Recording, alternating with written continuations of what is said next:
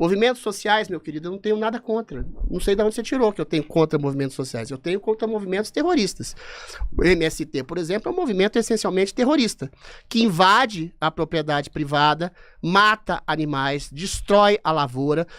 Na CPI do MST, presidida pelo meu amigo Ricardo Salles, o movimento Sem Terra, por exemplo, ele comete crimes contra seus próprios membros. Se você não coaduna da ideologia política, do sectarismo político deles, você tem denúncias até de estupro, de tortura. Isso vindo da boca dos próprios membros do movimento Sem Terra.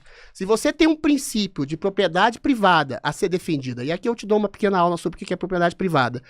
Isso aí que você está escrevendo, essas anotações aí, essas colas que você está fazendo, são propriedade privada intelectual sua. Se você escreve um livro, é uma propriedade privada. Você tem o direito aos lucros desse livro. Se você constrói uma lavoura diante de uma terra para auferir os lucros dessa lavoura e alimentando as pessoas, é uma propriedade privada. Se você tem uma mulher, entre aspas, aquela mulher é sua.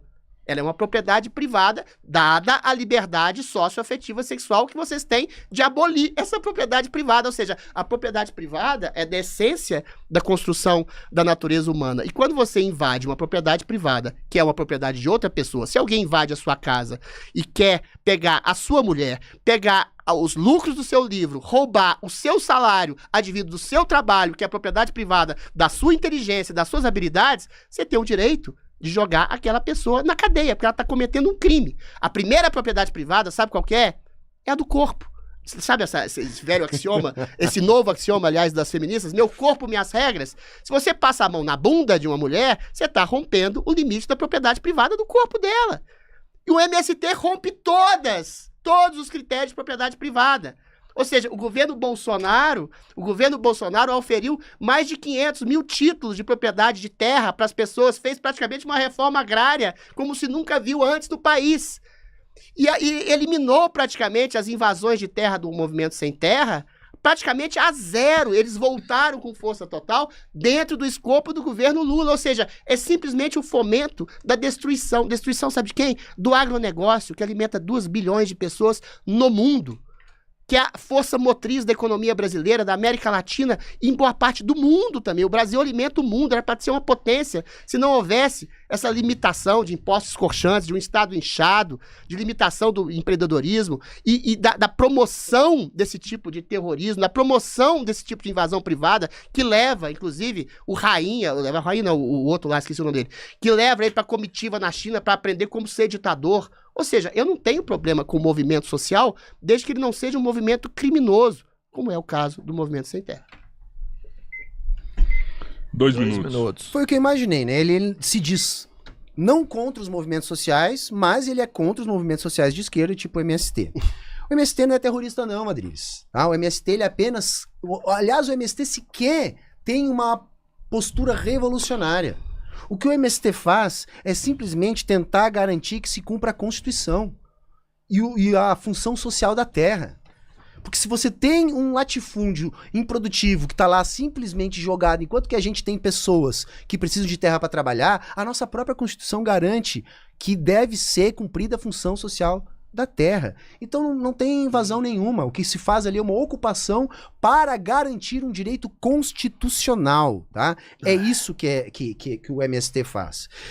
Aí depois, cara, você disse aqui e teve a cara de pau de dizer, né, que a mulher é uma propriedade privada. Não, as pessoas... Você disse isso aqui, você falou textualmente, tá gravado, você falou. Tá?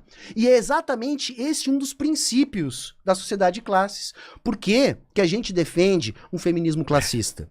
Porque a primeira propriedade privada foi a terra e a mulher. Terra e mulher foram privatizadas junto, justamente para que existisse condições de haver uma família, né, de propriedade, enquanto outras famílias não têm propriedade. O Estado nasce da privatização da mulher. Que o Adriles aqui reforçou isso, chamando a mulher de propriedade privada. Foi isso que vocês ouviram o Adriles falar. Depois o Adriles faz uma confusão gigantesca sobre o que é propriedade privada. Tá? Primeiro que seu corpo não é sua propriedade, Adriles. Seu corpo é você. É minha propriedade. Tá? Seu corpo é você. A propriedade privada é a propriedade dos meios de produção, tá? É isso. Aquilo que eu escrevo, que eu deixo de escrever, não priva ninguém, nem é capaz de reproduzir a propriedade. É disso que a gente tá falando. Propriedade privada é a propriedade dos meios de produção. Seu corpo não é essa propriedade, seu corpo é você.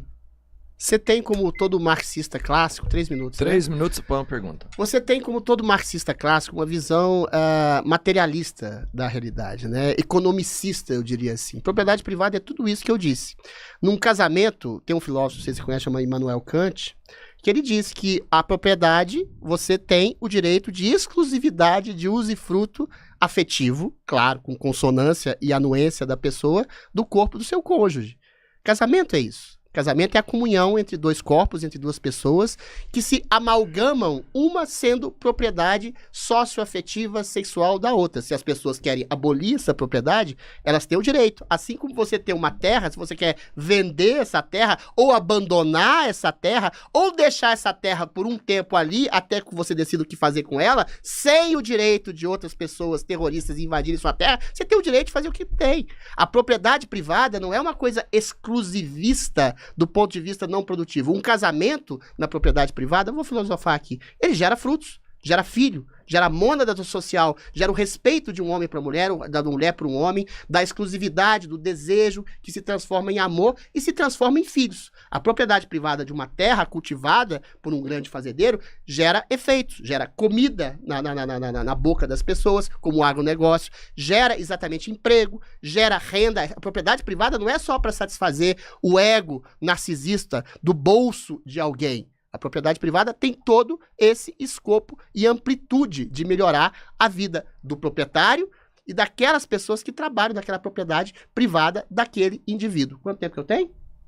Você tem 5 minutos, Rodrigo. 3 minutos, 3 minutos. 3 minutos. 1 minuto.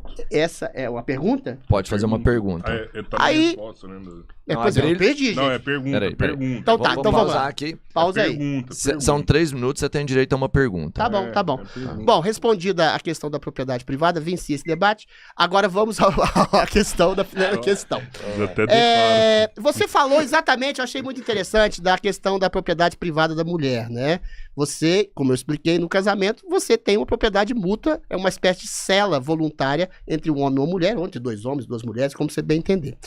Eu falei aqui, esbocei falando sobre o feminismo, que eu seria um feminista no século XIX. A mulher não tinha direito a nada. Não tinha direito a voto, não tinha direito a renda, não tinha direito a ir e vir, não tinha direito a divórcio. Eu até brigo com alguns amigos de direita meu, porque eu acho que o feminismo teve sua razão de ser até meados do século 60, da década de 60 e 70, quando a mulher conquistou todos esses direitos.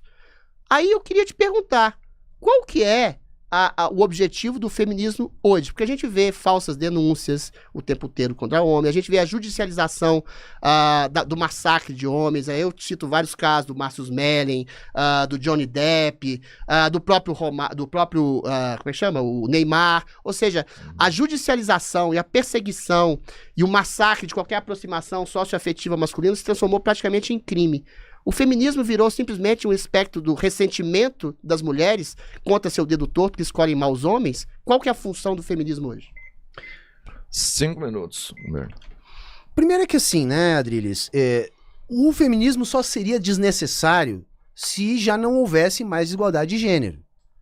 E vem cá, então quer dizer que não existe mais desigualdade de gênero? Se não existe, por que as mulheres têm mais dificuldade de ascender nas suas relações de trabalho? Por que as mulheres recebem menos exercendo a mesma função? Sabe, isso é estatística, isso é dado, você não pode brigar com os dados. Você não pode brigar com a realidade. Então, se isso ainda existe, bom, ainda há um papel a ser cumprido pelo feminismo, né? Agora a gente tem que entender que o feminismo não pode ser simplesmente uma questão de botar as mulheres no topo. É entender que não vai haver superação dessas diferenças de gênero dentro da sociedade capitalista. Depois, assim, Adriles, casamento não é propriedade não, cara. Tá? Eu não sei se é casada, né? Porque a galera da direita geralmente é assim. A galera da direita fala muito em família e tal, mas geralmente não tem família, não tem filho. Não sei se é o seu caso. Eu sou casado há 14 anos, tenho 2 filhas, né? E o meu casamento não é uma propriedade. Meu casamento é uma parceria. Tanto é que eu gosto de chamar a Gabi de minha companheira, porque a gente é companheiro de vida. Ninguém é proprietário de ninguém, Adriles. Ninguém é proprietário de ninguém. O que a gente pode fazer ou não é escolher levar uma vida junto com outra pessoa. Tá? Ou com outras pessoas. Todo mundo é livre para fazer os acordos que quiser. Não tem nada a ver com propriedade isso.